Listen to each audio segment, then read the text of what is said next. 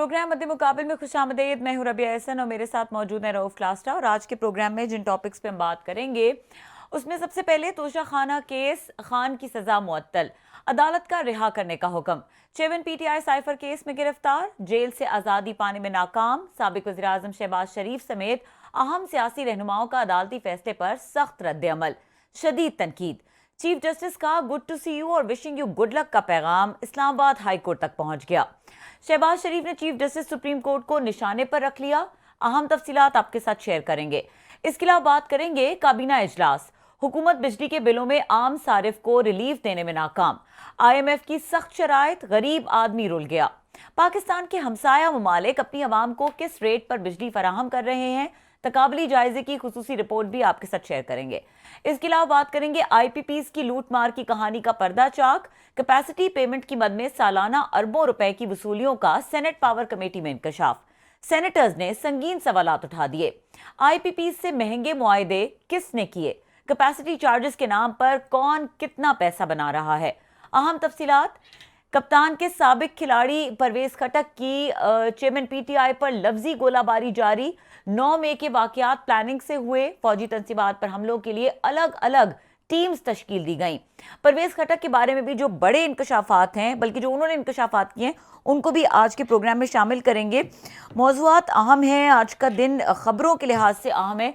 इन तमाम खबरों पर बात करेंगे। क्लास साहब, ख़ास तौर पे एक खबर इंडिया के हवाले से आ रही है, उनकी सुप्रीम कोर्ट के हवाले से, और अगेन थोड़ी सी कंफर्मेशन इसके ऊपर भी बात करेंगे। तोशा खाना का भी एक इम्पॉर्टेंट आज है जो चेयरमैन PTI को रिलीफ मिला है, और वो रिलीफ मिलने के बावजूद भी नहीं मिला है। तो अब ये जो सारी सिचुएशन क्रिएट हुई हुई है, इसके ऊपर ज़रा बात करते हैं, क्योंकि देखा ये है कि अभी भी वो रिहा नहीं हुए और साइफर केस में उनकी गिरफ्तारी हो गई है। तो अब सिचुएशन किस तरफ जा रही है? मेरा ख्याल है कि आपने जैसे कहा, आप दो चार ये इश्यूज़ हैं इंपॉर्टेंट, आज उन पर खुद बात करते हैं। उनका भी ये इशू परवेज खटक साहब वाला, वो भी मुझे याद दिलाइएगा। इसमें जो मेरा ख्याल खान साहब का जो हुआ है, ये कोई इतनी गैर मुतवक्के खबर नहीं है। ये आपकी को लोग पॉलिटिकली तौर पर बड़े अवेयर हैं, टॉक शोज़ देखते हैं, टिकटॉक देखते हैं, फिर उस पर सोशल मीडिया, ट्विटर, सारा उन्हें पता है। लोग अब मतलब बड़ी हद तक अब उन्हें को मुझे बैठ के मैं समझाने की उनको कोशिश करूं तो वो समझेंगे, वो सब समझते हैं। वो गलत समझते हैं, सही समझते हैं, इसको हम डिबेट को छोड़ देते हैं। हर बंदा अपने आप को सही समझ के समझता है कि मैं सबसे ज़्यादा अक्लमंद हूँ, बाकियों को बात समझ नहीं आ रही। सो खान साहब की दोबारा गिरफ्तारी का आना, ये कोई वो नहीं है, कोई अनएक्सपेक्टेड खबर नहीं है। कोई साइफर में उनकी गिरफ्तारी डाल जाएगी, उसमें नहीं डलेगी तो किसी और केस में, मतलब उन पे वो तो कहते मेरे पे एक उन्होंने कहा था 150 FIR हैं, और सारी की सारी वो हो चुके, ज़मानतें उनकी कैंसिल हो चुकी हैं। क्योंकि जब आपको सेंटेंस हो जाए ना, तो ये लोगों को थोड़ी समझने की ज़रूरत है। तो उन्होंने समझा कि शायद हुकूमतों ने यहाँ पे बैठ के इदारों ने इनकी ज़मानतें कैंसिल करी। ऐसे नहीं होता। मेरी किसी वकील से बात हुई, उसने कहा वंस जब आपको सेंटेंस हो जाती है ना, फिर उसके बाद आपकी, क्योंकि आप उनको परसू नहीं कर पा रहे होते, वहाँ पेशी पे नहीं जा सकते होते जो आपने जाना है या दीगर करने हैं, तो आपकी ज़मानतें कैंसिल हो जाती हैं। जब सस्पेंड हो जाए, इस तरह ज़मानत मिल जाए, आपको नए सिरे से आपको दोबारा अदालतों में जाना पड़ता है। वही प्रोसेस आपको दोबारा शुरू होता है, मुचल के हूँ, ज़ाती ज़मानतें हूँ, या जो कुछ भी होता है। एक तो ये चीज़ है। सो अब ये पहले से पता था। जब चीफ जस्टिस सुप्रीम कोर्ट पिछले हफ्ते कह चुके थे कि जनाब के खान साहब के उनके मुखालफिन तो ये कह रहे हैं, शहबाज शरीफ साहब और दीगर जो हैं, कि उन्होंने वो इमरान खान साहब के वकील के तौर पर अब उसमें ऑपरेट करते हैं वहाँ पर उसमें सुप्रीम कोर्ट में, लिहाजा उनके लिए कोई नई चीज़ तो नहीं थी इसमें। उन्होंने पहले से कहा कि प्रोसीजर लैप्सेस हैं, कुछ चीज़ें गलत भी हुई हैं।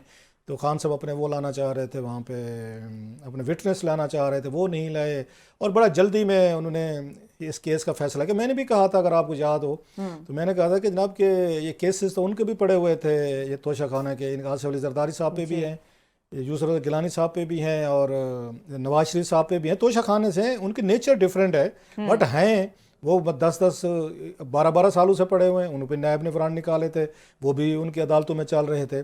सो उनके ये केसेस जो हैं इतनी जल्दी से फैसला नहीं हुआ जितनी जल्दी से टायर जो है ना पहिए इस केस को लगे हैं या खान साहब वाले केस को लगे हैं। सो लोगों के जहनों में एक सवाल आना बड़ा नेचुरल था कि इसमें 3 प्राइम मिनिस्टर्स हैं जिन पे केसेस हैं। उसमें शहबाज, ये सारी नवाज शरीफ साहब हैं, यूसुफ गिलानी साहब हैं, और आसिफ अली नहीं, इमरान खान साहब हैं। मैं उनके वज़ीर-ए-आज़म की बात कर रहा हूँ। एक सदर है उसमें, साबिक सदर हैं। इनमें से एक को सज़ा होती है, बाकी के केस जो है ज़रा ब्रेकें हैं, उनको अभी तक लगी हुई। मैंने कभी नहीं सुना कि उसके बाद क्या बना, कभी कोई पेशी को आपने कुछ सुना हो, कोई जिक्र हुआ हो। अभी तक मेरा नहीं ख्याल कि उसमें से कोई, अगर मैं गलत नहीं कह रहा, वी विल चेक इट, कि कोई बरी हुआ हो, कोई उनमें से बरी कर दिया गया हो। और मज़े की बात यह है कि यूसरत गिलानी का जो तोशा खाना वाला केस था, हीरे वाला जो मामला था, उसको सबसे ज़्यादा अगर किसी ने उठाया हुआ था वो इमरान खान साहब ने उठाया हुआ था, जिसपे मैं कहता होता था कि जनाब जब आपको पता था कि आप दूसरे लोगों के ये तोशा खाने की डिटेल्स को आप प्रोपागेट कर रहे हैं, उठा रहे हैं, दूसरे के घरों में पत्थर मार रहे हैं, तो आपका जो घर शीशे का नहीं होना चाहिए, नहीं होना चाहिए। फिर आपका घर स्टील का होना चाहिए, फिर ये बड़े बड़े पत्थरों वाला होना चाहिए, खूबसूरत पत्थर हम देखते हैं ना, जैसे उसके उस फोर्ट्रेस के बनते हैं या किले के बनते हैं। फिर वो घर बना के बैठे, फिर उस पर बाद आप गोलाबारी जारी रखें दूसरों के घर में, खुद आप उसमें बैठे हूँ, शीशे के घर में बैठे हूँ और दूसरे के घरों में पत्थर मारो, किसी ने ईंट दे मारनी है आपको, वही कुछ हुआ। You should have been more careful, because कि आपकी कंपेन थी, आपने कोई केयर नहीं दिखाई। वो कहते हैं one can get away with murder with smile, मुझे बाद में बार बार कोट करता हो तो उनका सेक्रेट गेम्स का जो उनका बड़ा मशहूर उनका अगेन ये डायलॉग है उसका, नवाज सिद्दीकी साहब का, ये क्या है ना, वो कहते हैं कभी कभी अपन को लगता है अपन ही भगवान है। जब आप इस ये फेज में आना शुरू कर देते हैं तो फिर तो ये कुछ होना था जो आपके साथ हुआ है। जो लोग कहते हैं क्या हो गया, मतलब इस पर बड़ी बहस, क्या हो गया, खान ने किया तो फलां ने किया है। जब ये आप बात कहते हो then you have lose argument. Khan ने ये काम नहीं करने थे, खान ने लूट मारे नहीं करने थे। खान साहब ने घड़ियाँ, हीरे जवाहरात, ये मतलब सोने, अगेन जो जो चीज़ें हुई हैं, आपके ब्रेसलेट, नेकलेसेस, तो इनकी उससे चमक से खान साहब ने उन्हें चुंधिया नहीं जाना था। जरदारी साहब, गिलानी साहब, नवाज शरीफ साहब या बाकी लोगों ने चुंधिया जाना था, ठीक है, उन्हीं का अगेंस्ट तो आए थे कि आई एम द पोप, और पोप तो गलत काम करता नहीं है, मैं तो नेक आदमी हूँ, अब नेक आदमी गलत काम नहीं करता। आपने सारे करने के बाद अगर मैंने कहा मेरी घड़ी मेरी मर्जी, जो उनका वो चलता रहा, मेरी घड़ी मेरी मर्जी, जब आप यहाँ तक चले गए थे यू हैव लॉस्ट आर्गुमेंट। सो आपने अपने मुखालफिन को मौका दिया कि आपको जाके जेल में कर दे। खैर ये तो चीज़ें एक बार बार हम कहते भी रहे थे, लेकिन मौका था, हमने रिपीट कर दिए।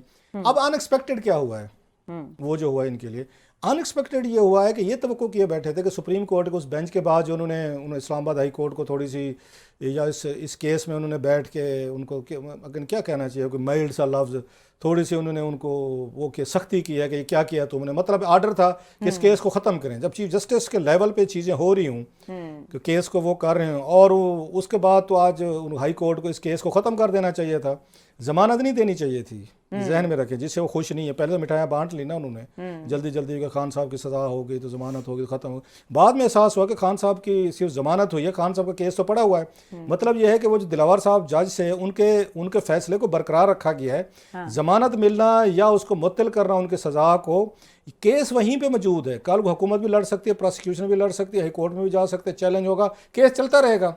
सो ख़त्म नहीं हुआ। So that's a very disturbing news for the PTI guys और PTI लोगों के लिए और खान साहब के लिए। सो ये तो बड़ा मुतवक्के था कि एक केस से निकलेंगे, दूसरा डाल देंगे, दूसरे से तीसरे। ये जो मेरे उन्होंने जिसने स्ट्रेटजी बनाई है ना बैठ के, अब तक उनके हाथ में बड़ी इफेक्टिव है। एक केस से निकले, जेल से निकलने लगे, हम देखते रहे माजी में भी, शामुल कुरैशी साहब निकले, पकड़ लिया, शहरयार उस अफरीदी साहब निकले, फिर ईमान, आज हम ईमान मज़ारी साहब देख रहे थे, उनको पकड़ लिया, अली वज़ीर को पकड़ लिया, फिर उसके अली मोहम्मद खान थे वो निकले, उनको पकड़ लिया। तो इसी तरह के बहुत सारे चीज़ें होती रही हैं कि एक वो केस से निकले, दूसरे में पकड़ लो। अब वही काम उन्होंने खान साहब के साथ शुरू कर दे। मकसद क्या है कि नर्व्स ब्रेक करो। अब उनको लाया जाएगा ना कि उसमें 6 दिन का रिमांड मिल गया, मेरा ख्याल है, मैं गलत नहीं कह रहा, जो उनको अभी दिया है उन्होंने। अब उसमें इन्वेस्टिगेशन 6 दिन तो आप कुछ नहीं कर सकते, बैठेंगे। 6 दिन बाद अगर फिर जुडिशल कर देंगे उनको, कोई जमानत अगर हो भी गई इस केस में, डोंट नो कि क्या लीगल कॉम्प्लिकेशंस है, तो कोई और केस तैयार पड़ा, क्योंकि खुद कहते हैं 6 उसमें 150 FIRs है मेरे पे। सो उन्होंने खान साहब को कभी अटक में पेश करो, कभी लाहौर में पेश करो, ये So the whole plan is in place कि उनको बाहर नहीं आने देना, बाहर नहीं आने देना इन द करंट।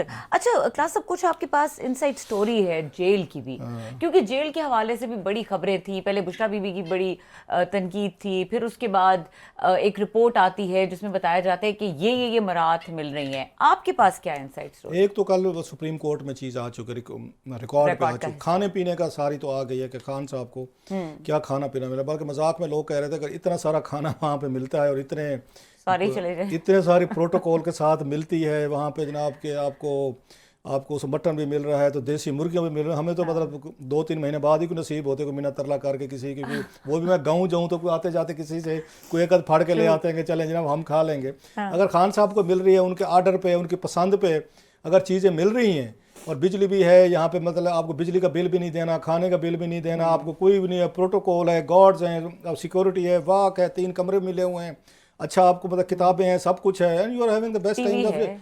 अगर टीवी है, फिर टेलीफोन करने की आपको सहूलत है, जिन लोगों से मिलना चाहते हैं वो भी मिल सकते हैं, तो फिर इससे बेहतर लाइफ तो कोई और हो नहीं सकती थी। अच्छा, वक्ती तौर पर नेचर भी आपको ब्रेक देती है, जो वर्कहॉलिक लोग होते हैं ना, क्योंकि खान साहब खुद ब्रेक ले नहीं रहे थे, इनके भी स्पीड ब्रेकर जो है ना ज़रा थोड़ी सी वो मतलब एक होता है ना कहीं पे कोई बंदा थोड़ा सा ऐसा हो जाए, कोई ढीला हो जाए, थोड़ा सा विड्रॉ कर ले, फिर आगे बढ़ जाए। वो खान साहब में पीछे उसमें क्या रिवर्स गियर वाली तो कोई मतलब बात है, रिवर्स गियर गाड़ी का है नहीं, एक ही गियर है, और वो भी 5वां गियर है, उसके बाद एक ही गियर लगता है, 5वां लगता है, तो रिवर्स वाला तो काम ही नहीं है वहाँ पे, वो तो उन्होंने निकाला हुआ है सारे का सारा। सो हो सकता है नेचर ने कुछ अरसे के लिए रेस्ट दिया। दुनिया के बड़े बड़े लोग जाते भी रहे हैं, मतलब there is a big list कि जो लोग उसमें उस जेलों में गए हैं। को खान साहब पहली और आखिरी दफ़ा तो नहीं जा रहे, इससे पहले भी उनसे लोग जाते रहे वहाँ पे। जो है इस वक्त जो मुझे पता चला कि खान साहब ने इन्होंने खुद भी पैसे जमा करवाए हुए हैं जेल के साथ।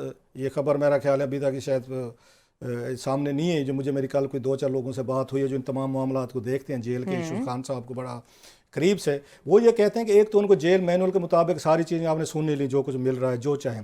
तीसरा ये कि खान साहब का दिल नहीं चाह रहा कि जेल का खाना नहीं खाना मैंने, अच्छा, अपनी मर्जी का वो बाहर से भी मंगवा सकते हैं। उसके लिए खान साहब ने, क्योंकि जेल मैनुअल में कोई प्रोविजन नहीं है कि आप वो पे एज यू गो होता है कि आप मतलब जेल वाले मंगवा के दें खाना और वो बिल दें, नो। फिर आपको एक अलहदा वहाँ पे फंड होता है, आपको उसके अगेंस्ट पैसे जमा करवाने पड़ते हैं, 20,000, 40,000, 50,000, लाख, जितनी अमाउंट भी है, उसके अगेंस्ट फिर वो चीज़ आपको मंगवा देते हैं। 3 डॉक्टर हैं जनाब। अब इतनी बड़ी मतलब सर्विस किसी को मिल सकती है? खान साहब तो कहते थे, आपको याद होगा जब नवाज शरीफ का एयर कंडीशन वाला मसला हुआ था, उन्होंने कहा जनाब ये मैं तो जाते ही पहले तो एयर कंडीशन वो करूँगा। अगर जेल में बैठ के भी इन्होंने एयर कंडीशन लेने हैं तो फिर आम कैदियों का क्या कसूर है? फिर जेल में तो ना गए, फिर आप उसमें बैठ के यशन कर रहे हैं। ये तो खान साहब के अपने बयान आते हैं। जेल का मतलब सजा होती है ना। सो खान साहब को वहाँ जेल मैनुअल के मुताबिक मिल रहे हैं। 3 डॉक्टर्स हैं जो इसको खाने वगैरह को, इन चीज़ों को चेक करते हैं। इनको फिजिकली तौर पे 2-3 दफ़ा दिन में उनका मेडिकल किया जाता है, ब्लड प्रेशर और बाकी इश्यूज़ हैं वो चेक किए जाते हैं। फिर वाक के लिए उनका टाइम है जब चाहें, जहाँ उन्होंने अलहदा, इनके पास 3 कमरे हैं इस वक्त जो मुझे बताया गया। हाँ, इनको वाशरूम का प्रॉब्लम आ रहा था जो पहले भी पता चला, वो उन्होंने अब उनको नए वाशरूम वगैरह भी बना दिए हैं, वेस्टर्न कमोड भी मिल गया है और बाकी फैसिलिटीज़ जो हैं वो भी मिल गए। दिन में 2-3 दफ़ा उनके पास वो सुपरिटेंडेंट जेल साहब भी जाते हैं, डॉक्टर भी मिलते हैं, गार्ड्स हैं आते जाते वो भी मिलते हैं, मुलाकातें जो हैं वो खान साहब उसमें जो कहते हैं वो मिल रहा है। जो और चीज़ बड़ी इंपॉर्टेंट है जो मैंने किसी से पूछी है जिसका खान साहब से इंट्रैक्शन रहता है, मतलब चलो यहाँ तक मैं बता देता हूँ। मैंने उनसे बड़ा एक अहम सवाल किया। मैं कि लोग जेल में जाते हैं ना, जब बड़ा आदमी जेल में जाते हैं तो कुछ दिन तंग होता है वो, मतलब एक थोड़ी सी ईगो होती है, आपकी ब्रूज होती है। वज़ीर आज़म थे, हटो बच्चों, हेलीकॉप्टर, गाड़ियाँ आगे पीछे, लोग बस सैल्यूट हो रहे हैं, खुशामदियों का, दरबारियों का एक जलूस है, जलसा है, मजमा है, एक दरबार लगा हुआ है, बल्ले बल्ले वाह वाह आपकी हो रही है, जो आप कह रहे हैं चुपके से घंटों लोग सुन रहे हैं, और आप और आपके मुंह से जो निकल रहा है ना वही कुछ हो रहा है। हाँ। अचानक ऑल ऑफ सडन आपको प्राइम मिनिस्टर हाउस से, कोई भी प्राइम मिनिस्टर हो, गिलानी साहब के साथ हुआ, नवाज शरीफ साहब के साथ हुआ, बाकियों के साथ, इनके साथ, इमरान खान साहब के साथ, इनको आपको कोई आगे पकड़ के लेकर वो आपको या अडयाला जेल ले जाए या लांढी जेल ले जाए या आपको अटक जेल ले जाए, अचानक तो आपको फील होता है ना आसमान से ज़मीन पे आ गए ना, कहाँ पे इतना बड़ा दरबारियों का एक जो मैंने कहा हजूम, गाड़ियाँ, लोग, मीडिया, एक एरोगेंस का लेवल होता है, हर वज़ीर आज़म में आ जाता है। अचानक आपको पता चलता है आप तो यहाँ एक अदा तो उसका सिपाही की ये डिस्पोजल पे आ गए हैं। अब सिपाही चाहे तो आप रात को सो सकते हैं, सिपाही चाहे तो नहीं सो सकते, जा तो डंडा मार जाए आपकी, उसको सलाख को मार जाए, या आपका बूट जो है ना ज़ोर से ज़मीन पे मार जाए, खांस जाए बड़ी तरीके से, लाइट ऑफ कर दे, बंद कर दे, तेज़ कर दे, लो कर दे, 100 चीज़ें होती हैं आपकी। सो वो चीज़ें आपके अंदर पेशेंस लाती हैं। अच्छा, मुझे ये मैंने उनसे पूछा, ये स्पेशल सवाल उनसे पूछा कि इतना बड़ा स्टार, इतनी बड़ी, खान साहब की ईगो आपको पता है वैसे आसमान पे थी, वो तो किसी को, वो तो कहते थे मैं कल ही काफ़ी हूँ।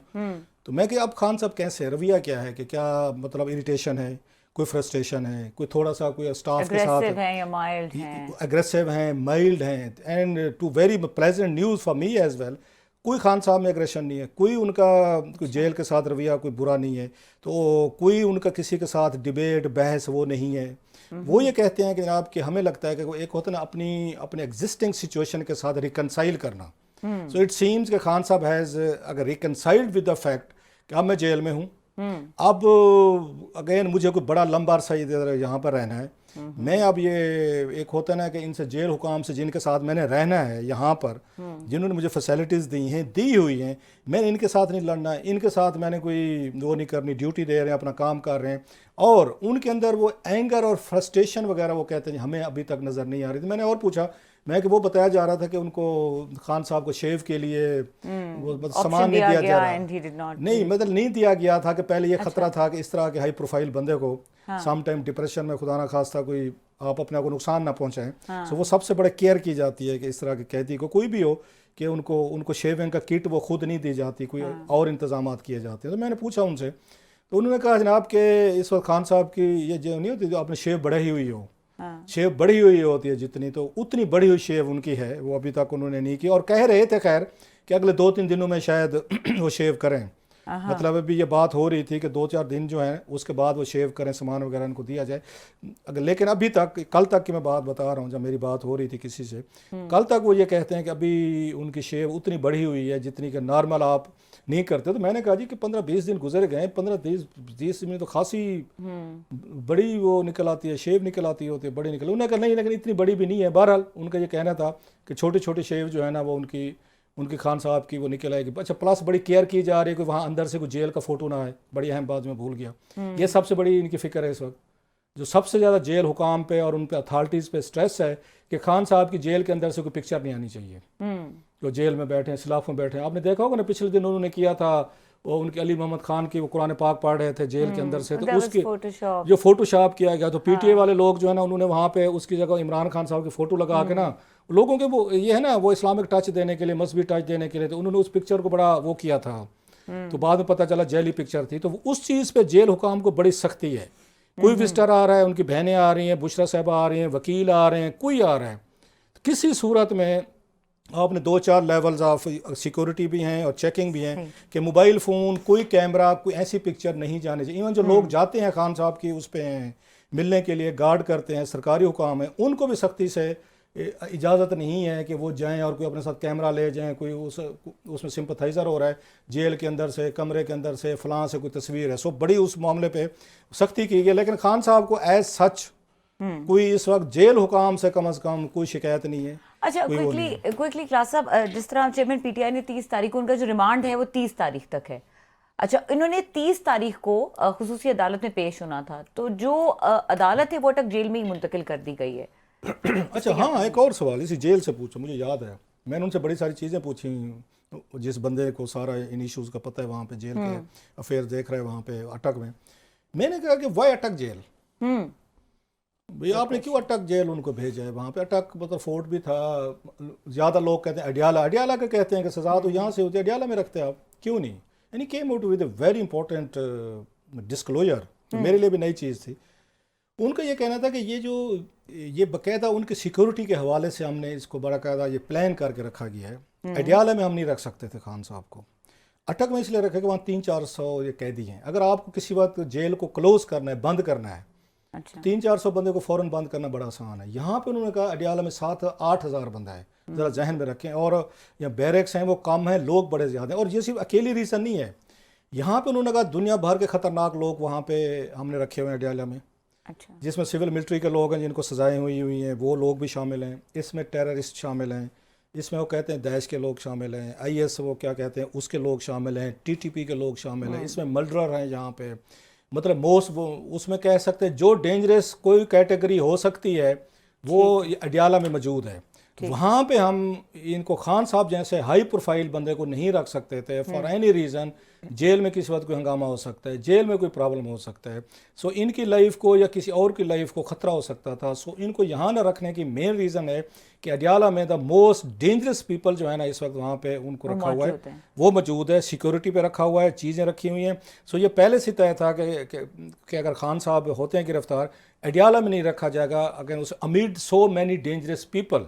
सो इनके लिए इसीलिए इनको स्ट्रेटजी के लिए तो अटक थोड़ा सा दूर हो जाता है, यू कैन मैनेज इट, वो पिंडी के अंदर है, वो जो है जेल है, उसमें ये भी हो सकता है ना लोग बाज़ मुजाहरा करने पहुंच जाते हैं, तो जैसे कह रहे थे जेल भरो तो अटक जेल चलो तो फलाने चलो, तो पिंडी से लोग ज़्यादा आसानी से, वो तो अब अंदर आ चुका है। अडियाला जो है इट्स ऑलमोस्ट शहर बन चुका है, शहर के अंदर है, दुकानें वगैरह सब कुछ है। तो इसको भी दूर रखना उन्होंने कहा जनाब ये ज़रूरी था। लेकिन मेन चीज़ ये थी कि यहाँ पर जो डेंजरस लोग हैं इसमें उनके दरमियान खान साहब को नहीं रखा जा रहा, अगेन अगेन उसमें रखा जा सकता था, so that was the reason कि उनको दूर रखा गया। ठीक है। अच्छा क्लास साहब, हमने ब्रेक पे जाना है और अगर आप इसी टॉपिक पे बात करना चाहते हैं तो मजीद भी सवाल है। कुछ बात करना चाहेंगे इंडिया के हवाले से जो खबर वहाँ से आ रही है? हाँ, ये बड़ी अहम चीज़ है। ये पहले तो भी हमारी कोशिश थी कि इसको मेन स्टोरी बनाते, क्योंकि बड़ी बिग डेवलपमेंट है, लेकिन हम चाह रहे हैं कि पहले डेवलप हो रही हैं चीज़ें तो अभी डेवलप still हो we रहे are हैं, सो हमने waiting। ज़्यादा नहीं हाँ, किया। अगर ये चीज़ हो रही है जिसकी आ रही है कि वहाँ से इंडिकेशन दी गई है, मोदी हुकूमत ने वहाँ पे दी है कि हम इसको करने को तैयार हैं, मतलब इसका स्टेटस हम इसको रिव्यू कर सकते हैं, और वो जो आर्टिकल्स इन्होंने एब्रोगेट किए थे तो वो कह रहे हैं लद्दाख वगैरह को नहीं करेंगे, और जो पाकिस्तान को हमेशा रहा है लद्दाख या वो एरियाज़ जो हैं वो नॉन मुस्लिम पॉपुलेशन है वहाँ पे उस साइड पे, अगर मैं गलत नहीं कह रहा। तो पहले भी उनका ये था कि लद्दाख, फिर उनको बॉर्डरिंग सारा चाइना, वो सारी चीज़ें उधर हैं कि उसको रख के बाकी को हम स्टेटस इसका बरकरार रखा सकें। मज़े की चीज़ है इफ़ इट हैपन्स पाकिस्तान और इंडिया के दरमियान ये तल्लुकात या इवन मसला कश्मीर हल होने के इम्कानात बड़ी तेज़ी से रोशन हो जाएंगे। फिर इसका मतलब ये है कि इंडिया और पाकिस्तान के बैकडोर चैनल्स पे जो पहले भी काम हो रहा था, जनरल बाजवा साहब के दौर में हो रहा था, जनरल फैज़ उस वक्त थे, जनरल फैज़ की बड़ी मीटिंग्स हुई थी उनसे, ये दुबई में उन अजीत डोवल साहब से हुई थी जो उनके NSA हैं वहाँ पे इंडिया में, और उसके बाद वो तय किया गया था, जो जनरल बाजवा साहब ने बाद में सहाफ़ियों के साथ भी शेयर किया कि उन्होंने प्लान शेयर किया जी हमारी वहाँ इंडिया के साथ backdoor channel again courtesy UAE mostly कि हमारे इंडिया से मुज़ाकरात हुए हैं, और वो मोदी साहब जो हैं वो इंडिया आने को, वो यहाँ पाकिस्तान आने को तैयार हैं, 10 दिन यहाँ पे रहेंगे, उसमें 9 दिन उन्होंने बलूचिस्तान में रहना था, वहाँ पे उनके सेक्रेट टेम्पल्स हैं, उन्होंने उनकी यात्रा कह लें या वहाँ पे मेडिटेशन जो भी है उन्होंने वहाँ पे करेंगे, 7-8 दिन वहाँ रहेंगे, और वो आखिरी रात वो यहाँ पे आएंगे, इस्लामाबाद आएंगे, और इसके बाद आके इमरान खान साहब से, उस वक्त ये वज़ीर आज़म थे, अगले दिन मुलाकात होगी, दोनों हाथों में हाथ डाल के ये अनाउंस करेंगे कि वी हैव डिसाइडेड टू, वो कहते फॉरगेट एंड फॉरगिव वाला हिसाब है कि कश्मीर के मसले को 20 साल के लिए हम फ्रीज़ कर रहे हैं, और इसके बाद 20 साल बाद देखेंगे कि इसका क्या करना है, स्टेटस उसका जो लोगों को आने जाने दें, कश्मीर को LOC को अब लूज़ कर दें, पाकिस्तान इंडिया की रिलेशनशिप ठीक कर दें। सो इस तरह का फार्मूला उस वक्त तय होगा जिस पे इंडिया राज़ी हो गया था। लेकिन उस वक्त जब उन्होंने खान साहब के पास वो लेकर गए, ये जनरल बाजवा साहब की बातें सामने आ चुकी, जावेद चौधरी साहब के इंटरव्यू में बड़ा उन्होंने तफसील से बताया, सहाफ़ी को खुद बताया, बहुत सारे सहाफ़ी मौजूद थे। तो खान साहब ने जब उन्होंने शाहमूद कुरैशी साहब से पूछा तो कुरैशी साहब डट गए, उन्होंने कहा जनाब ये तो फिर हमारा पूरे, हमें तो लोग वो कहेंगे कि जो मोदी का यार है वो गद्दार है, हम तो खुद ये नारे मारते थे, लोग कहेंगे इन्होंने कश्मीर को बेच दिया है, इन्होंने कश्मीर का मसला फ्रीज कर दिया है, हम तो इलेक्शन हार जाएंगे। तो खान साहब को उन्होंने कहा जनाब ये काम नहीं कीजिएगा, तो खान साहब उससे ना पीछे हट गए थे, उन्होंने इसकी ओनरशिप लेने से इनकार कर दिया था। उन्होंने बार बार ये कहना शुरू कर दिया था, इमरान खान साहब ने, आपको याद होगा कि इंडिया के साथ हम बातचीत के लिए तैयार हैं, लेकिन वो 5 अगस्त वाला जो स्टेप है जो उन्होंने कश्मीर का स्टेटस को बदल दिया था उसको रिवर्स करें। अगर आपको याद हो, खान साहब कहते फिर ठीक है हमें भी फेस सेविंग चाहिए, इंडिया को कहें कि वो 5 अगस्त वाले स्टेप्स जो है ना वो उनको वापस कर, फिर मैं तैयार हूँ आपके साथ बैठने को, बातचीत को। तो उस वक्त फौजी क्या था, ये कह रही थी भाई साहब जब इंडिया का प्राइम मिनिस्टर खुद आ रहा है और इस मसले को ओवरऑल ये कहा जा रहा है कि स्टेटस तो बाद में रह गया ना, वो फ्रीज करने पे तैयार हो गए थे, आप इन शराइत में कहाँ पड़ गए हैं? तो इन मसाइल पे खान साहब की और उनकी बाजवा साहब या वो दीगर फौजी क़यादत के उस पर इख्तलाफात हुए, उस पर इशू हुए, जिसकी वजह से मामला वो दब किया था। रीज़न ये थी कि खान साहब कहते थे 5 अगस्त वाले कश्मीर पे स्टेप वापस लें। अब अगर इंडिया ये वापस कर रहा है, इट मीन्स कि अब बड़ी हद तक रास्ता खुल जाएगा कि अब दोबारा इंडिया और पाकिस्तान बातचीत करें इतने 3-4 सालों बाद, और फिर बैठ के अगेन वही फार्मूला, यही कुछ होना है अल्टीमेटली। मुशर्रफ साहब के साथ भी ये हुआ था, मनमोहन सिंह के साथ भी हुआ, फिर उसके बाद ये बाद में हमने देखा इनके साथ भी वाजपेयी साहब भी यही बात कर रहे थे, और फिर अभी देखा ये हो गया मोदी साहब भी इसी पे कि कश्मीर को कुछ अरसे के लिए फ्रीज करें, तल्लुकात ठीक करें, 20-25-30 साल बाद फिर देखिए कि अब वहाँ कश्मीर की नई नस्ल, इंडिया पाकिस्तान की नई क़यादत वो इस मसले को कैसे देखती है। बहरहाल ठीक है, इट्स अ गुड स्टोरी, अगर हो जाए तो it's a big development and we expect big developing story. और यहाँ पे वक्त हो रहा है ब्रेक का। ब्रेक के बाद बात करेंगे कि हवाले से सेनेट तवानाई कमेटी में जो IPPs की लूट मार की कहानी है वो कुछ सामने आई है। सेनेटर सैफुल्लाह अब्रो साहब हमारे साथ मौजूद होंगे, उनसे बात करेंगे इसके ऊपर, हमारे साथ रहिए।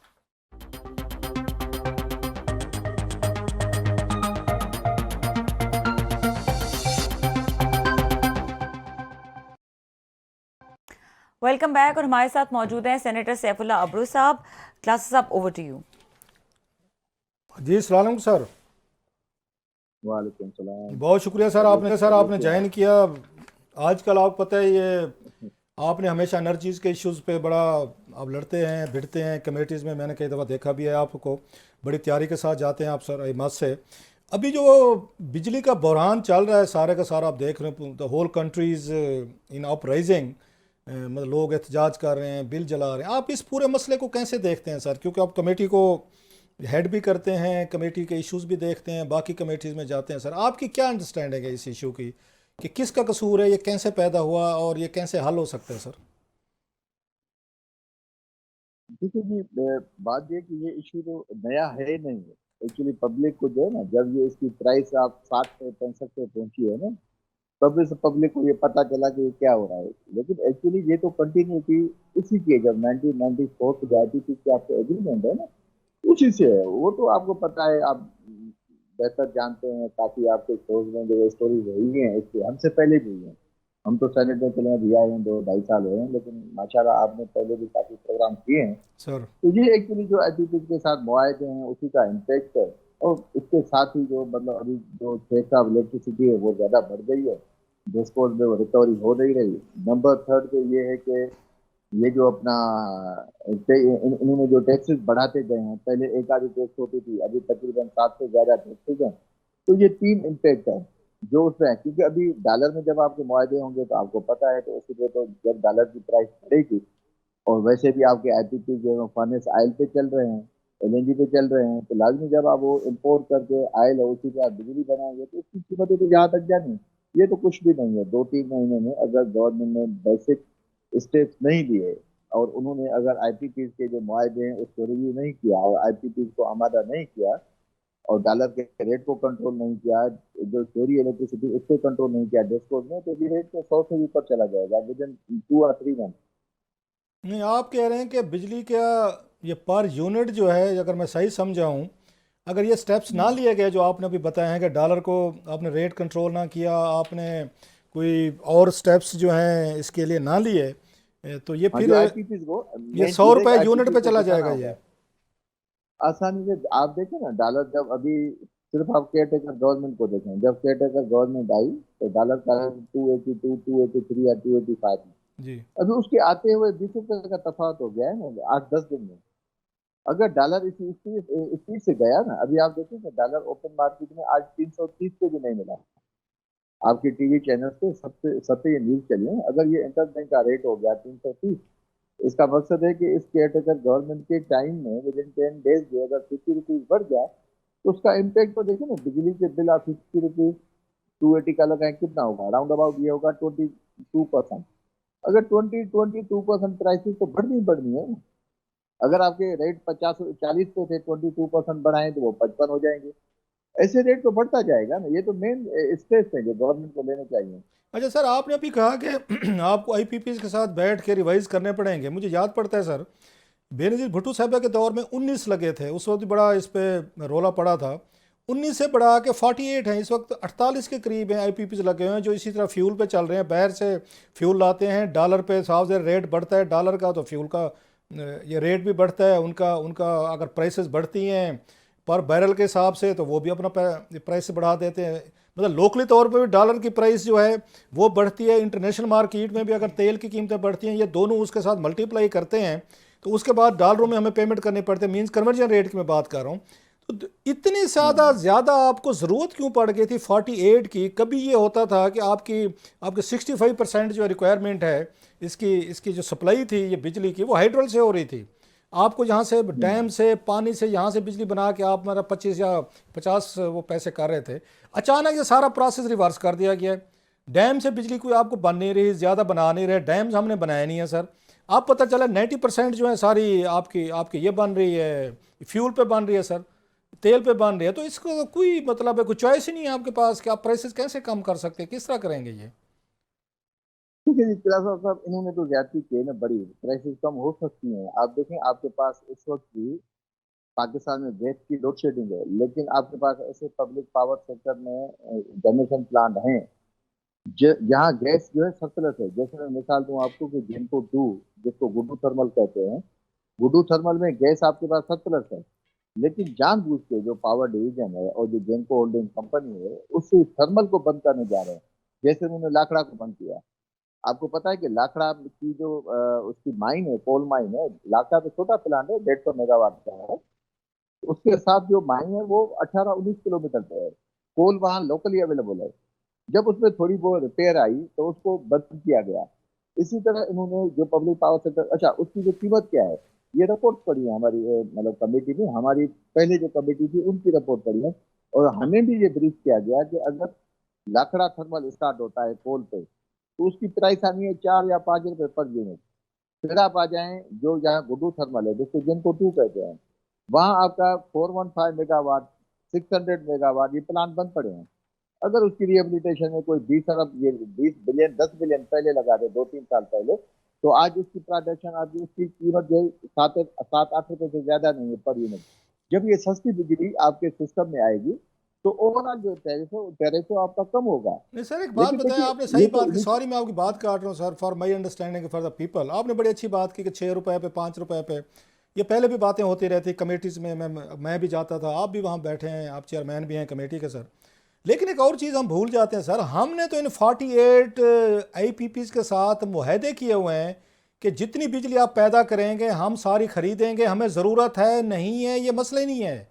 आपने अगर उनसे 40,000 मेगावाट के मुआहदे किए हुए हैं, आप बेशक सस्ती बिजली पैदा कर लें, उनको तो पैसे देने हैं जिसकी कैपेसिटी, ये चार्जेस की बात हो रही है जो आपने भी जिस पे बात की, इस वक्त अगेन इस वक्त 2,500 अरब हमने कैपेसिटी चार्जेस में देना है इनका। उस दिन हमें उन्होंने राशिद लंगड़ियाल साहब ने ब्रीफिंग में बताया, पावर सेक्रेटरी साहब ने, आप अगर वो पैदा इसको सस्ती बिजली कर भी लेंगे, उनको जो पेमेंट करनी है, जो हमारी गर्दन पे सवार हैं 48, मतलब 10-20 भी नहीं, हमने 48 के करीब पावर प्लांट के साथ मुआहदे हैं, वो बिजली तो हमने लेनी है। हम यूज़ करें ना करें, वो ज़्यादा पैदा करें कम करें, वी आर बाउंड। उसका आप समझते नहीं कि सस्ती अगर आ भी गई बिजली तो लोगों पे तो उस पर टैक्सेस डाल के यहाँ से पैसे रिकवर करके उनको पेमेंट करनी है, हम उससे कैसे निकलेंगे सर? और कोई अंदाज़ा है कितने हज़ार मेगावाट के हमारे सर उनके साथ मुआहदे हैं कि हमने हर सूरत में इनसे आगे बिजली लेनी है, इस्तेमाल करें न करें बिजली हमने लेनी है? देखिए बात यह है कि वहाँ IPP से 48 नहीं है, IPP 75 है, उसमें कोल पे भी हैं, LNG पे हैं और फर्नेस ऑयल पे भी है। ये 3 एनर्जी है ना आपकी जो फ्यूल है जिससे चलती है, चलते हैं आपको। तो बेसिकली बात यह है कि मैंने पहले आपको बताया कि जब तक आप IPP के मालकान को आमादा नहीं करते, देखिए ये मुल्क है तो IPP भी यहाँ बिजनेस करेंगे ना। जी अगर आज पूरा पाकिस्तान का आवाम निकला है एहतजाज करके बिल नहीं पे कर रहा तो IPP कहाँ से पैसे लेंगे जब रिकवरी नहीं होगी? ये IPP को बैठना पड़ेगा इस मुल्क के लिए, इसके गरीब आवाम की खुशहाली के लिए कि भाई बैठे। चलिए माजी में उन्होंने फायदे ले लिए, मैंने पहले आपको अर्ज किया कि जी पहले ये इनके मुआवजे रिवाइज होने चाहिए। अगर कैपेसिटी पेमेंट सिर्फ इनकी निकाल दें, अगर डॉलर का रेट अपनी जगह, वो इम्पैक्ट अपनी जगह है, क्योंकि हमने कमेटी में बताया, पावर डिवीजन ने खुद बताया ये देखिए रेट जो इंक्रीज हो रहे हैं उसमें 70% जो इम्पैक्ट है वो डॉलर की जो एक्सचेंज रेट है इसमें है। 10% जो है वो टाइपोर का है जो उन्होंने बढ़ाया है स्टेट बैंक में। लेकिन मैं आऊँ अपनी बात पे कि अगर कैपेसिटी पेमेंट आप इनकी बंद कर दें ना, मैं अमाउंट आपको बताता हूँ। 2019 तक आपका जो कैपेसिटी पेमेंट थी वो राउंड अबाउट 1000 बिलियन थी, 20 तक 1000 बिलियन थी, 21 में 1000 बिलियन थी, 2022 में जो है वो तकरीबन कोई 1200 बिलियन हुई है, अभी कोई 1300 बिलियन है, 23 में, 24 तक एक्सपेक्टेड है 2100 बिलियन, 2100 बिलियन, ऑलमोस्ट वो डबल हो जाती है। देखिए ये 2000 बिलियन आप बचाएंगे अगर कैपेसिटी पेमेंट आप IPP को आमादा करें तो चलेंगे। माजी में आपने ले लिए, अभी खुदा के वास्ते थोड़े आ जाएं हमारे साथ बैठ जाएं तो कम अज कम अच्छा उसके कानूनी जो पहलू वो भी हैं, क्योंकि वो पाबंद हैं कि जब उन्होंने IPP लगाए थे तो उनको सही इंफॉर्मेशन देनी चाहिए थी। उनको जो इक्विटी थी जो उन्होंने क्लेम की है, जो उनकी इनिशियल कास्ट थी for the installation of such IPP, वो उनको एक्यूरेट देनी चाहिए थी। ये तो सेक्रेटरी साहब अपनी मीटिंग्स में, हमारी मीटिंग में एडमिट कर चुके हैं कि ओवर इन्वाइसिंग हुई है। जो पावर प्लांट 1 बिलियन का था, सर सपोज एक करें बात 5 बताएं सर, वाट, मतलब दिल रोता है बंदे को सुन के, लोगों को फिर डिप्रेशन होएगा हमारी बातें सुन के, लोग कहते हैं आप डिप्रेशन फैलाते हैं। सर मुझे ये बताएं कि जब वो कहते हैं ना बाढ़ फसल को खाना शुरू कर दे, वो हुक्मरान, वो पॉलिसी मेकर, वो ब्यूरोक्रेसी जिसका काम था कि हमारे इंटरेस्ट वॉच करते, आप बैठ के उनके साथ डॉलर एक्सचेंज पे आपने जाके मुआहदे किए, नोइंगली रिकवरीज आपने करनी है रुपीज़ में, एक्सचेंज रेट आप रख रहे हैं डॉलर का, तो वो उस वक्त के पॉलिसी मेकर बड़े इल्ज़ामात लगते हैं पीपल्स पार्टी हुकूमत पे। नवाज शरीफ साहब के रिकॉर्ड पे उन्होंने कहा हुआ है कि जनाब के पीपल्स पार्टी दौर में जो मुआहदे हुए थे 19 के करीब, उसमें बड़े पैमाने पर रेगुलरिटीज़ की गई थी कंट्रैक्ट में। रिकॉर्ड पे मियाँ नवाज शरीफ साहब की अपनी तकरीर है 97 की जब वज़ीर आज़म बने थे।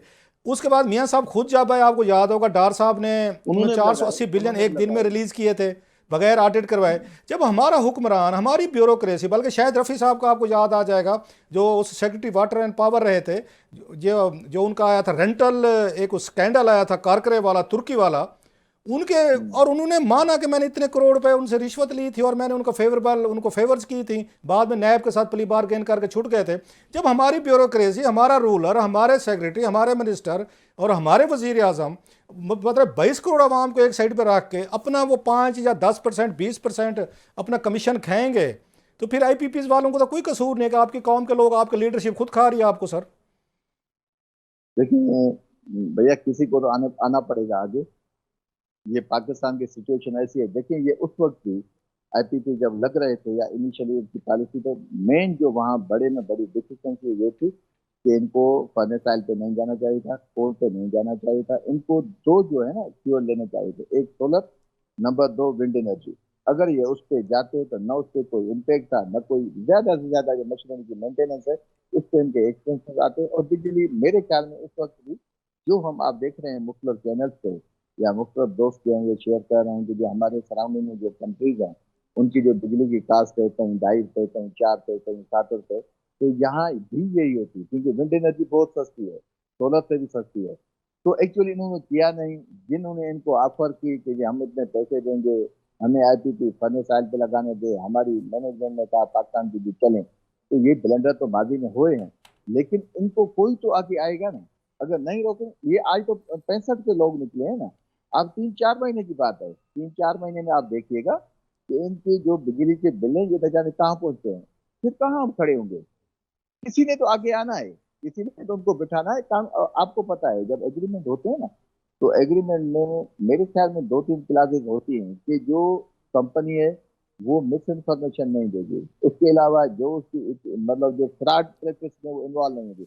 ये तो फ्रॉड है सर ना, माइंड ना जैसे कीजिएगा, साहिवाल पोल पावर। जब ये कारकरे वाले पकड़े गए थे, कारकरे ने हमारे खिलाफ 1.2 बिलियन डॉलर की उन्होंने वहाँ आलमी अदालत से हमारे खिलाफ उन्होंने ले ली थी, वहाँ से डिक्री ले ली थी कि जनाब के पाकिस्तानियों ने हमारा वो किया कंट्रैक्ट के, जिसमें एक उस साबिक उसमें आज़ाद कश्मीर के सदर का बेटा भी था जो उनको फ्रंट मैन था, जो तमाम उस वक्त पीपल्स पार्टी की पॉलिटिकल लीड को सारा पैसा वगैरह खिला रहा था। जब उनकी करप्शन के सबूत पकड़े गए थे कारकरे कर, उनके खिलाफ कार्रवाई करने का वक्त आया, तो उस वक्त इमरान खान साहब ने उस वक्त अगर हो गए तैयब अर्दगान साहब के कहने पे उन्होंने चुपके से सेटलमेंट कर दी और कहा जनाब ये तो हमारे भाई हैं। उल्टा उन्होंने कहा जी तैयब अर्दगान साहब ने हमें फेवर की है और उन्होंने हमारा वो माफ़ करवा दिया। हालांकि उस वक्त कारकरे को सज़ा हो रही थी कि उन्होंने झूठ बोला था कि हमने कंट्रैक्ट में रिश्वत नहीं दी।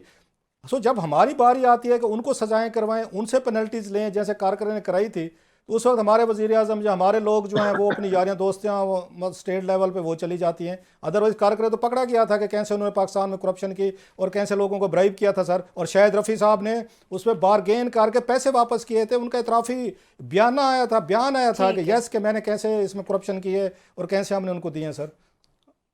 Your last comment sir. देखिए जी, जो भी आदमी इन्वॉल्व है किसी भी करप्शन में, चाहे वो फॉरेनर हो या पाकिस्तानी हो, क्योंकि पाकिस्तानी तो अभी मंजर आप पे नहीं आए ना, लेकिन आपको याद होगा पहले आपके शो में मैंने आपके साथ शेयर किया था कि सर ओनरशिप चेंज हो गई ना।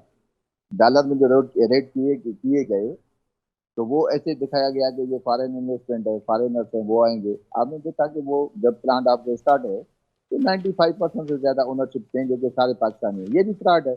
इन सब लोगों पे एक्शन होना चाहिए। और हर हाकिम है, जो भी वक्त का हुक्मरान आता है उसके सामने जब फैक्ट फिगर आती हैं, लेकिन पहले तो उसको लानी चाहिए और उस पर एक्शन भी लेना चाहिए। लेकिन देखिए ना, हमारे यहाँ मेन चीज यही है कि पावर प्लांट ये सिर्फ बेनजीर के टाइम में नहीं लगे, नवाज शरीफ के टाइम में भी लगे हैं। ये जाते जाते 2016 से 18 में, अब मैं आपको 3 पावर प्लांट बता रहा हूँ, दिक्की, बलोकी, हवेली, बहादुर शाह। ये 1200 मेगावाट के 3 पावर प्लांट इन्होंने LNG पे लगाए। भाई क्यों लगाए? एलएनजी तो आनी है कराची से, आप वहां से जो है ट्रांसपोर्ट क्यों करेंगे? सियाल को अगर आपको सहीवाल में लगा दिया कोयले का प्लांट पूरा in the heart of Punjab, वहां से कोयला आता है, वो लंबी कहानी है। इन्होंने भी कसर नहीं छोड़ी थी, हमारे हमारे शरीफ भाइयों ने, इन्होंने भी अपने तरीके से वही चीज जो है ना। चौके छक्के हाँ, वो लगते एक थे इन्होंने जनरल भी बड़े दावा बड़े नहीं लगाए दे हैं। रहे बस हैं दुनिया जी। भर में कोयला खत्म हो रहा था, ये चाइना से सारे कोयले सही वाले इंपोर्ट करके ले आते। बहरहाल आपसे बहुत सारी बातें होनी है सर, जी। आपको दोबारा हम ये रिक्वेस्ट करेंगे लंबी गुफ्तगू के लिए। Thank you very much sir, इंशाल्लाह। बहुत शुक्रिया सर आपका। हमारे साथ सेनेटर सैफुल्लाह अब्रो मौजूद थे और इस वक्त हुआ है ब्रेक का। ब्रेक के बाद हम इसी इशू के ऊपर बात करेंगे। हमारे साथ खालिद मसूद साबिक जनरल मैनेजर आईएसको मौजूद होंगे। बिजली के हवाले से बात करेंगे। काबीना का अहम इजलास हुआ है, उसमें क्या फैसले हुए, क्या डिस्कशंस हुई, इस हवाले से ही बात करेंगे। हमारे साथ रहिए।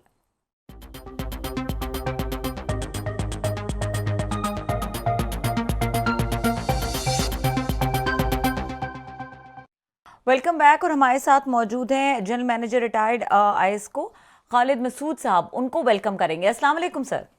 जी वालेकुम सलाम। अच्छा खालिद साहब, पूरा मुल्क इस वक्त बिजली के बहरान, बहुत सारे बहरान है, लेकिन बिजली का बहरान जो इस वक्त वो पीक पर है। एक जो तनकीद की जाती है वापडा और उसके मुलाजमीन पर कि इनको फ्री यूनिट्स दिए जाते हैं, इस तरह की रिपोर्ट्स ही पेश की गई हैं।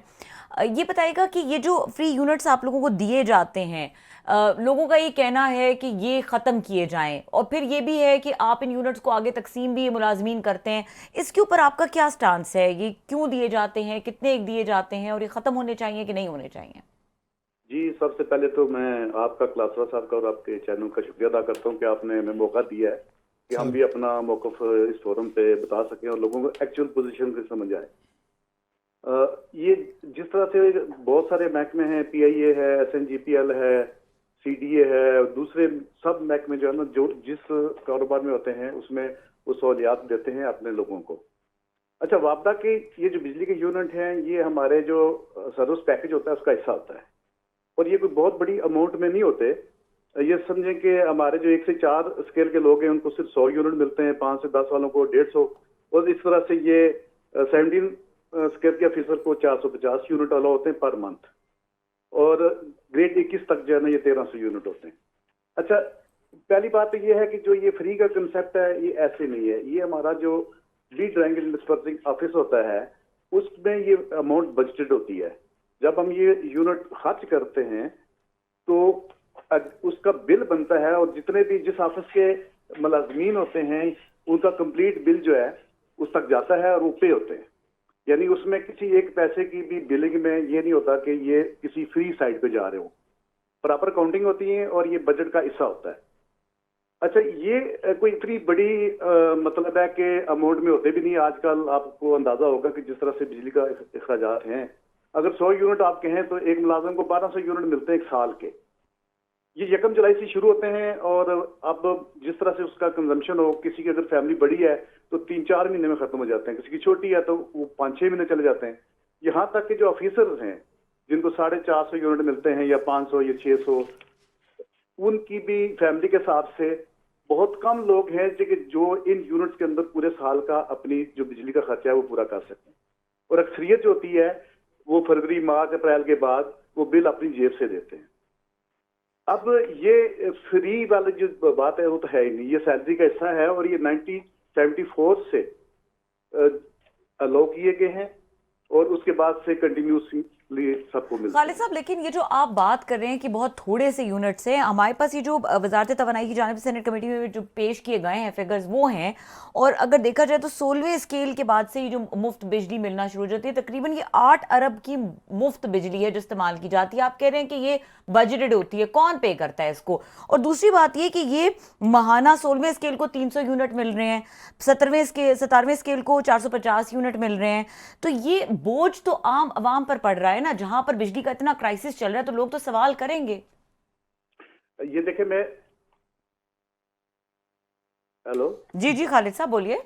अच्छा, बात ये है कि ये आपको मैं बताऊं कि जो फिगर्स आप बता रहे हैं ना, इनफैक्ट ये है कि ये जब जितने भी हमारे इस वक्त आज़ाद सर्विस मुलाजमीन हैं या जो रिटायर हो चुके हैं, उन सब की तादाद जो ग्रेड 1 से 16 तक जो इस वक्त जिनको ये सप्लाई मिलती है, सहूलत है बिजली की, वो तकरीबन 1,71,000 जो है ना हमारे वो लोग हैं जो कि 1 से लेकर 16 ग्रेड तक हैं, और उनकी टोटल जो एक साल की जो बिलिंग होती है जो कि वापडा के दफ्तरी पे करते हैं, यानी ये उनकी जो सर्विस है उसके पैकेज का हिस्सा है, वो 6 अरब रुपया है। और जो ऑफिसर हमारे ले रहे हैं वो तकरीबन 15,971 फीसद है, और उनकी तकरीबन पूरे साल की जो बनता है अमाउंट वो है 2.1 बिलियन। अच्छा, अगर आप ये देखें इस सेक्टर को, हमारा जो सेक्टर है इस वक्त जो पिछले साल की क्लोजिंग हुई है जून में 3 ट्रिलियन का है। अब 3 ट्रिलियन के बिजनेस के अंदर ये 8 या 10 अरब इसको अगर आप तकसीम करें तो ये 5-7 पैसे से ज्यादा नहीं बनता इसका इम्पैक्ट।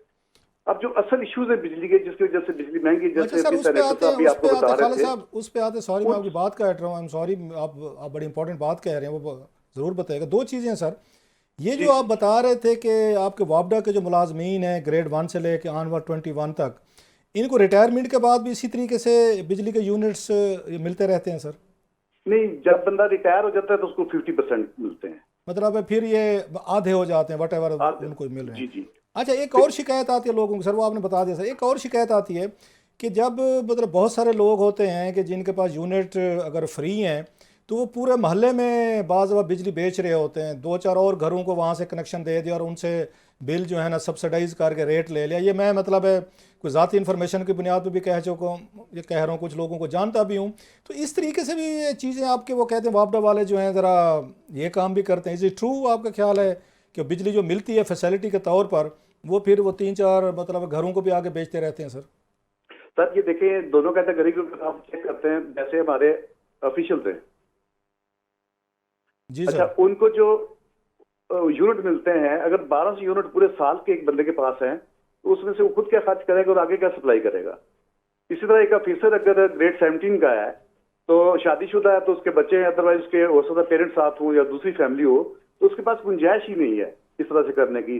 वो जो भी करते होंगे डेफिनेटली कुछ लोग ऐसे हो सकते हैं जो किसी और तरीके से बंद मीटर पे या बिजली चोरी करवाते हो, तो हो सकता है, लेकिन इनके यूनिटों के अंदर इतनी गुंजाइश ही नहीं है कि किसी को ये आके रीसेल हो सके। अच्छा खालिद साहब, एक और बड़ा इल्ज़ाम लगता है, बल्कि परसों हम उनकी ब्रीफिंग थी राशिद लंगड़ियाल साहब की, सेक्रेटरी पावर की, उन्होंने माना है कि बिजली जो चोरी होती है सर, कुंडा सिस्टम हो, बिजली मीटरिंग में हूँ, या वो कहते हैं जी सब के सब इसमें आपके वापडा वाले इसमें इन्वॉल्व होते हैं, शामिल होते हैं, और कमर्शियल चोरी सबसे ज़्यादा हो रही है। मतलब ताजर जो हैं, बिजनेसमैन हैं, दुकानदार, इनके साथ मिल के महीने की अपनी मंथली तय कर लेते हैं, भत्ता टाइप के हैं, मंथली के हैं। तो ये सारी की सारी बिजली चोरी कराने में वापडा वालों के जो अफसरान हैं कि मुफ्त खुद भी बिजली ले रहे हैं सर, तनख्वाह भी ले रहे हैं, पर्स प्रिविलेजेस भी हैं, और लोगों को चोरी करवा के वहाँ से भी महीने के कोई ना कोई पैसे ले लेते हैं सर। तो how do you see that कि ये ट्रू है, गलत है, या ये ठीक इल्ज़ाम है सर? सर कलासा साहब, बात यह है कि इस माशरे में हर तरह के लोग हैं सर। डेफिनेटली कुछ लोग जो है ना बिजली में सहूलतकार होते हैं महकमे के जी। लेकिन जब उसको पकड़ा जाता है तो उसको फिर नौकरी से निकाला ही जाता है। और मैं आपको ये बताता हूँ कि हमारा जो महकमे में कल्चर है ना, बिजली चोरी को हमारे लोग, हमारे ऑफिसर, हम सब लोग जो है ना अच्छा नहीं सुनते। बिजली चोरी को एक बहुत बड़ा गुनाह समझा जाता है, लेकिन इंस्पाइट ऑफ दैट बिल्कुल हर तरह का हर जगह पे काली बेड़े होती है और बिजली चोरी होती साहब है। आपके पास अभी हमने बहुत कुछ पूछना है, हम कल जरा हमें फिर टाइम दीजिएगा। जो बिजली महंगाई वाला इशू है ना, वो हम आपसे कल एक और सेगमेंट रखेंगे, कल के लिए हमें टाइम दीजिएगा। बहुत सारी चीज़ें ना, बड़ा अच्छा लगा सर, आपने बड़े रीज़न लॉजिक से बात की और जहाँ मानना था माना, जहाँ पे अपना पॉइंट ऑफ व्यू देना था दिया सर। तो मेरा ख्याल रबिया ने जी बिल्कुल। खालिद मसूद साहब हमारे साथ मौजूद थे, बहुत शुक्रिया हमें ज्वाइन करने के लिए। यहाँ पे प्रोग्राम का वक्त खत्म हो गया, देखने के लिए शुक्रिया, इजाज़त दीजिए, अल्लाह हाफ़िज़।